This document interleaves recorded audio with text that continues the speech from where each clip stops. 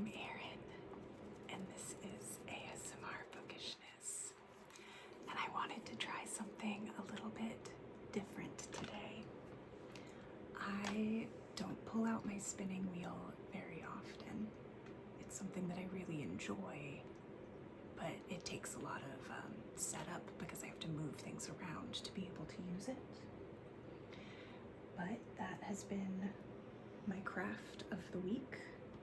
This week I got this Ace Pride roving so long ago that unfortunately I can't remember where I got it or even what breed of sheep it is at this point. And contrary to popular belief, fiber does go bad. It can felt itself, which makes it basically unspinnable at that point because it's all stuck together. Just like when you accidentally shrink a sweater, what you're doing there is felting it or fulling it. So it was time. I decided that before the end of Pride Month, I was going to spin up that color. So I've spun 2 spools of singles so far, and I have a third to go because I wanted to spin a 3-ply yarn. So the way that you do that is you take your entire piece of roving and you split it like that into roughly equal portions. I had about 4.5 ounces of this roving, so I made each portion about 1.5 ounces. And theoretically, if I successfully keep my spinning pretty steady, come on.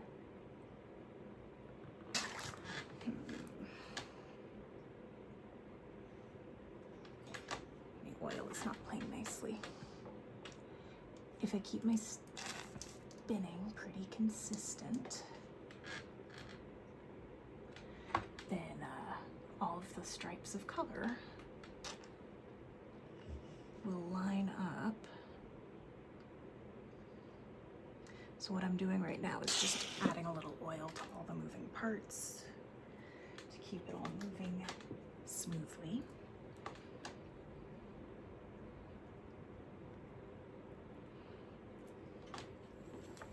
I find the sound of the spinning wheel very soothing. I don't know if this will even actually pick it up.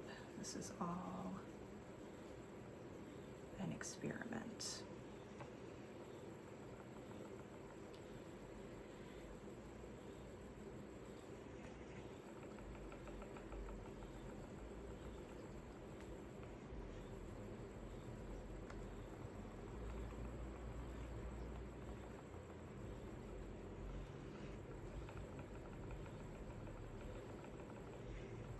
I'm always a little thick and thin at the start before it gets, kind of get the feel for it again.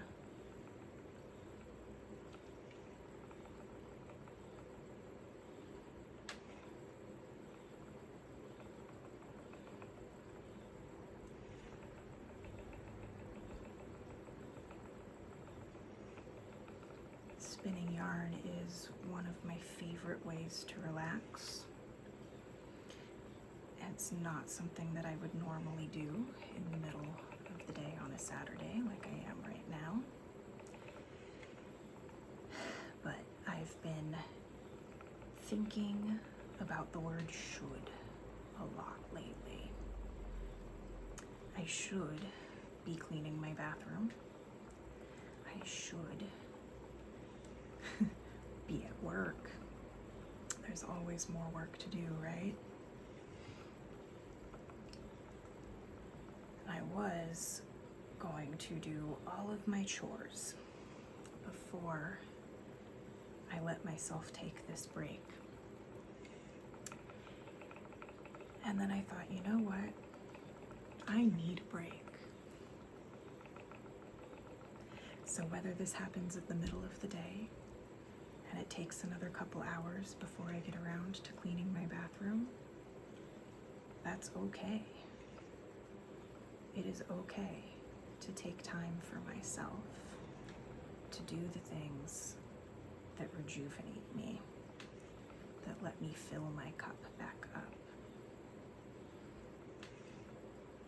So I'm going to set aside some of the shoulds to do something that is just for me, just for joy.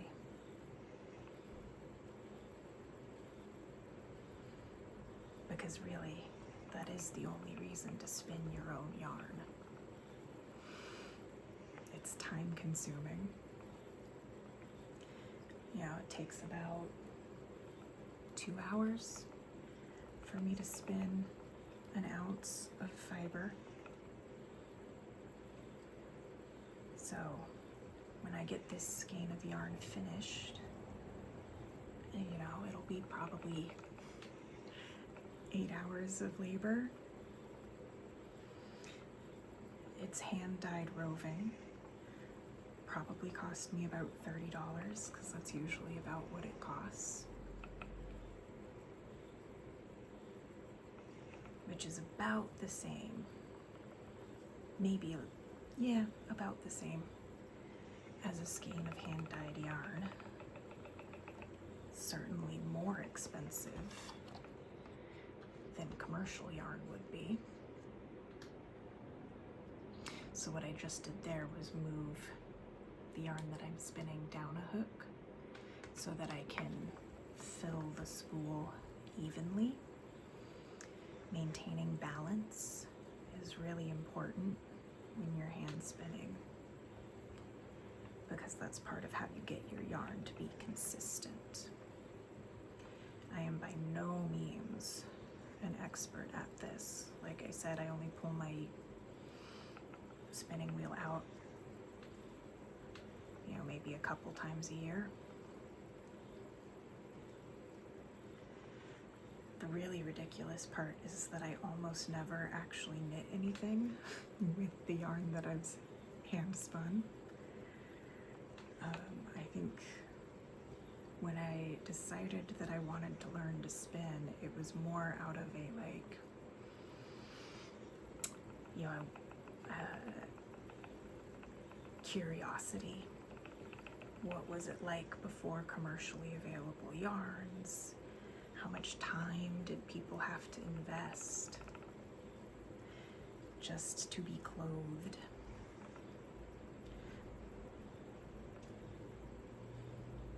And now I find that the curiosity that started with, can this make my knitting more interesting, has sort of turned into an unrelated feeling hobby. I've knit one sweater entirely from yarn that I've spun. It took me almost 2 years to spin enough yarn to knit that one sweater.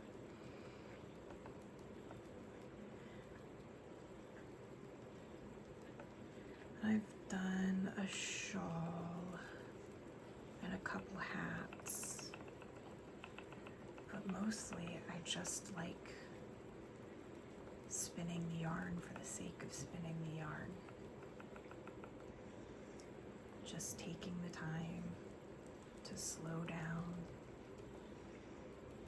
to feel the fiber as it passes through my fingers.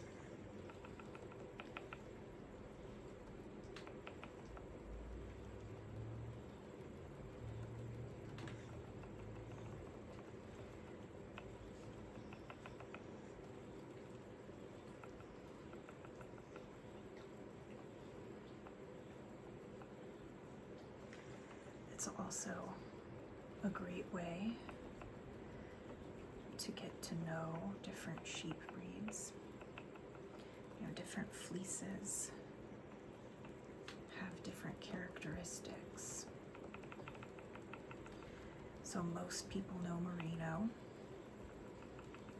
You know, it's widely available. It's a very fine yarn, so it's not one that you're going to find particularly itchy if you're sensitive to wool. There's absolutely nothing wrong with merino, but there's so many other types of fiber out there.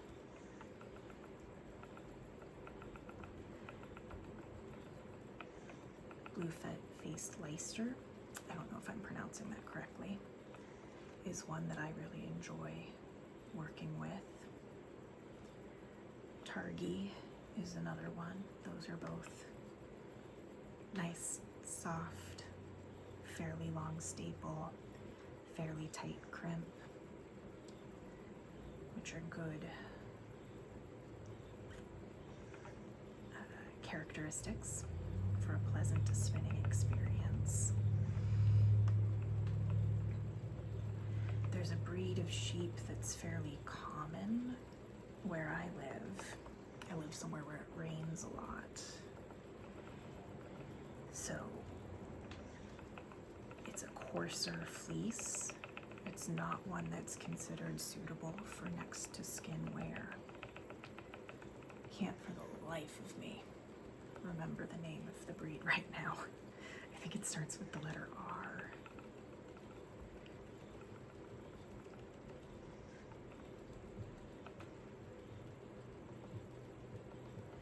That damp, rainy weather, sheep with coarser fleeces are more suited to it. You know, all sheep's wool has lanolin in it, which is an oil that they naturally produce that helps to waterproof their coats.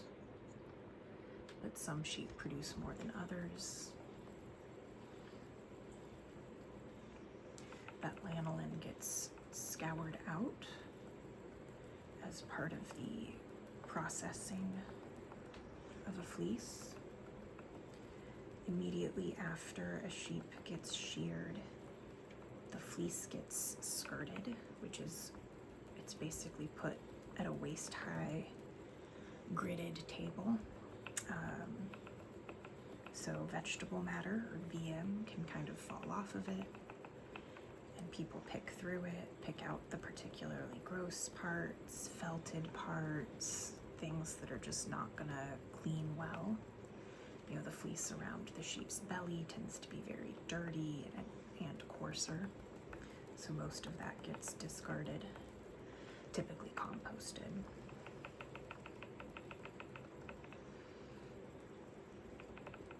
Oh shoot.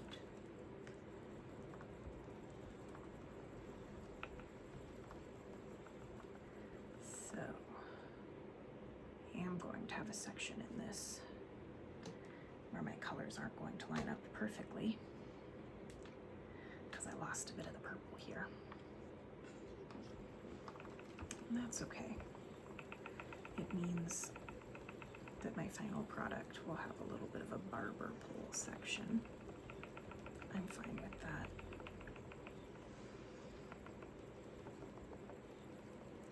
This is not... There are people that can spin perfect yarn. I am not one of them. And this is probably the only craft I practice where that's completely okay with me, because it really is about the process, not the finished product.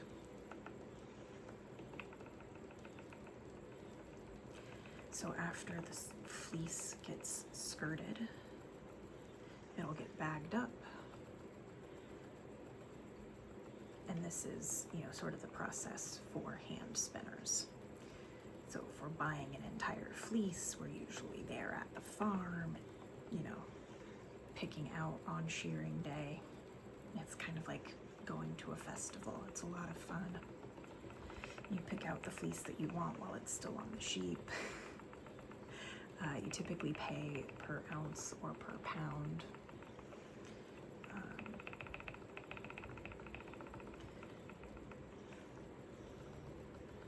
So the farmer will give you your skirted fleece, everyone that's there getting fleece that day helps with the skirting process. It's just like really wonderful community.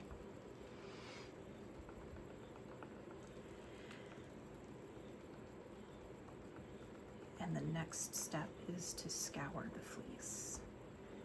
So you're gonna wash it in water as hot as you can possibly get it, but without agitating it. Because the agitation is what causes felting. You don't want to felt your fleece, you just need to get all of the lanolin out. So the heat is what helps with that.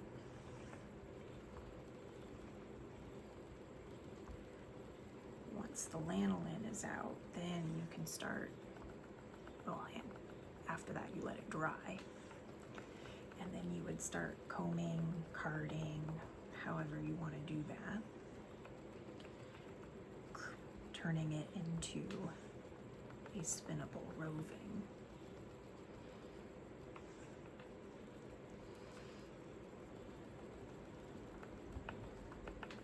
I don't know very much about the dyeing process. You know, I've only done it a couple of times and only with fabric, not with yarn or roving. I've also never actually purchased an entire fleece because that's really just beyond the amount of time that I have to devote to this hobby.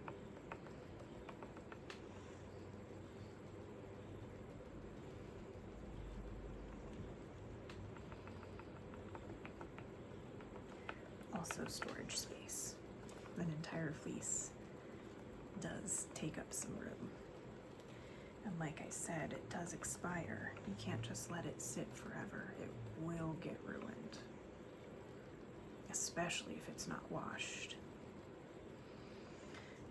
I had a friend that raised, more of an acquaintance, had sheep and alpaca. And when he found out that I was learning how to spin, he did give me an entire fleece, but it was one that he had shorn like a couple of years ago. And it hadn't been cleaned before it got bagged up and set aside. And yeah, it rotted in the bag. Oh, that smell was terrible. Concentrated sheep.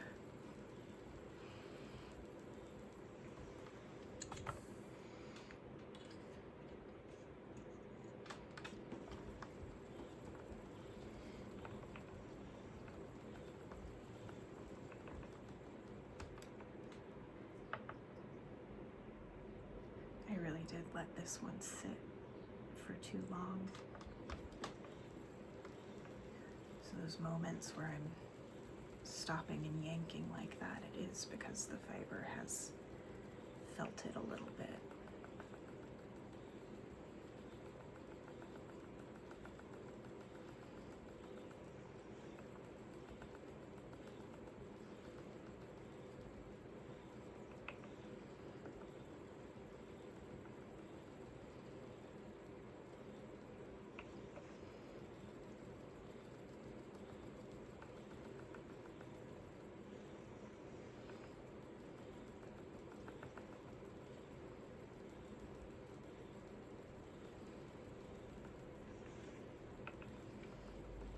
What I'm really trying to do here is keep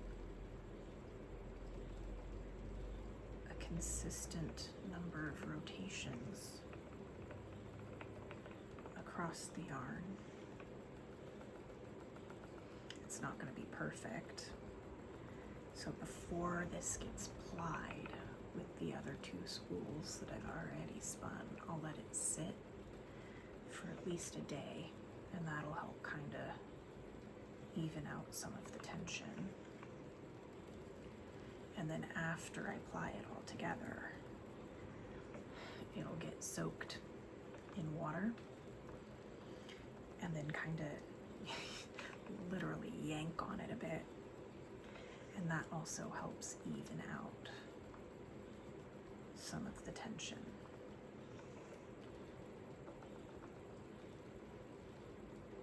And it's the same idea behind wet blocking a finished knit garment. Just makes everything sit smoother.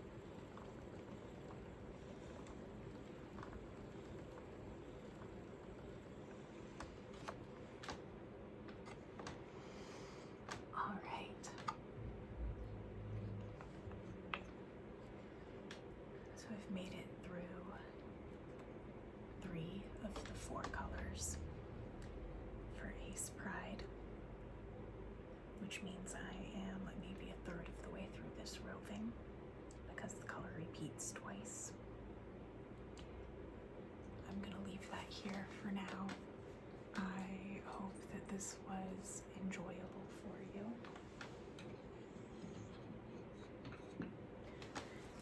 This is what the bobbin will look like when I've actually finished, so you can see all the colors.